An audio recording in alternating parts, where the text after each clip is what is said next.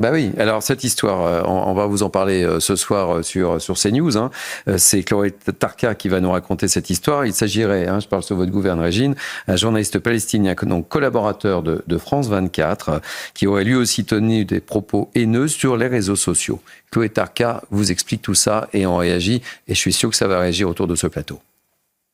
L'alerte a été donnée par un organisme de surveillance des médias pour propos antisémites et appel à la violence contre les juifs sur les réseaux sociaux, concernant des publications attribuées à Fadi Ossam Anona, un journaliste originaire de Gaza. Parmi les contenus relayés et désormais supprimés, des appels à la haine, à la violence et des propos à connotation nazie. Les juifs sont des fils de il faut les tuer et les brûler comme l'a fait Hitler.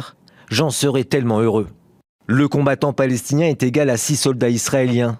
Hitler a dit « Donnez-moi un soldat palestinien et une arme allemande, et je ferai ramper l'Europe à genoux ». Fadi Ossam Anona est un fixeur et pigiste pour plusieurs médias internationaux, chargé d'aider les reporters sur le terrain à Gaza. Il aurait notamment collaboré avec le New York Times avant d'en être écarté en 2022, après la découverte de ses propos. Mais selon un article publié hier par France 24, il travaillerait maintenant pour le média français et serait aujourd'hui réfugié en France.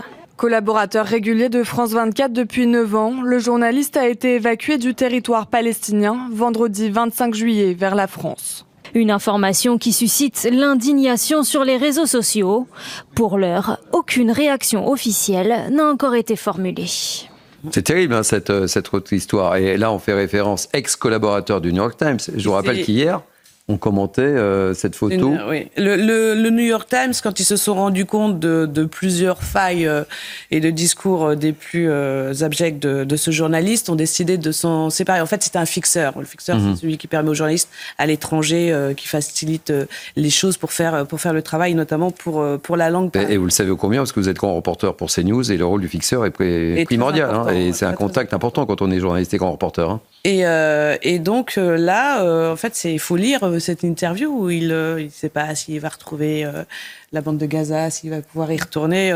Exactement, je vous invite aussi à voir le témoignage de Nour, parce que c'est assez... c'est éloquent. Là, on est dans les médias. On est à France 24. On est à France 24. Oui, mais ça fait partie de la stratégie de la propagande. C'est la stratégie Hamas. Oui, mais d'être à des endroits clés, les universités, les médias. Mais France 24 n'a pas réagi, là ? Que je sache, je n'ai pas encore pour le moment.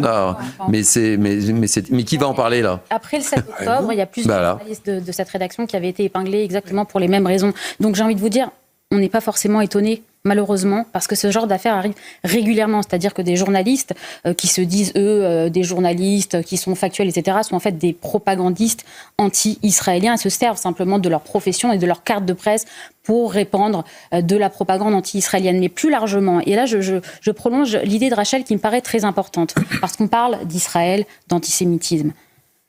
C'est beaucoup plus grave que ça. C'est-à-dire qu'à travers l'antisémitisme et à travers une sorte de pro-palestinisme débridé, c'est un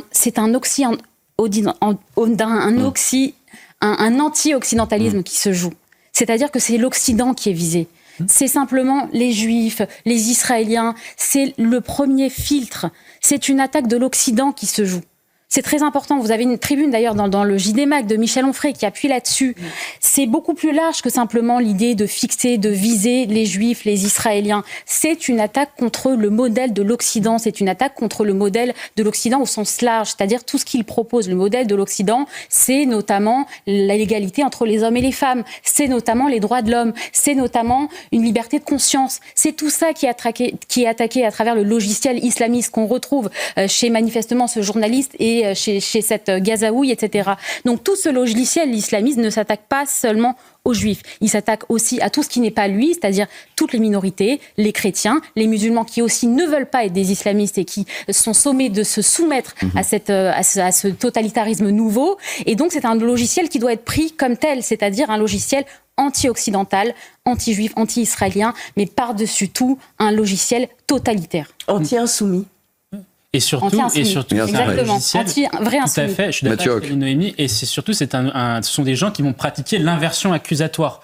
notamment parce que, et ils reprennent notamment la théorie du choc des civilisations de Samuel Huntington, où vous savez, dans les années 90, Samuel Huntington fait cette théorie-là, justement, de confrontation entre les blocs de civilisation, théorie qui va être reprise par les penseurs néo-conservateurs américains qui vont justifier les interventions américaines en Irak, en Afghanistan, etc. Et ça a été jugé par une partie du monde, et notamment des pays du Sud, comme étant une agression de l'Occident qui joue le choc des civilisations contre les pays arabo-musulmans. Le problème aujourd'hui, c'est que des gens ont suivi sur cette thèse-là, alors que depuis, notamment le 7 octobre, mais même depuis 2001, c'est quelque chose qui est différent qui se joue. C'est qu'aujourd'hui, ce sont plutôt les islamistes qui joue la guerre des civilisations. C'est l'islamisme ce sont les islamistes qui, on va dire, attaquent le modèle occidental pour ce qu'il est. Et c'est pour cela que les islamistes attaquent la France à travers le Bataclan, attaquent Israël à travers le 7 octobre. C'est ça aujourd'hui. Et le problème, c'est qu'on a aujourd'hui des gens qui sont en responsabilité, qui considèrent toujours que on est sur l'ancien modèle ou l'ancien paradigme, que ce sont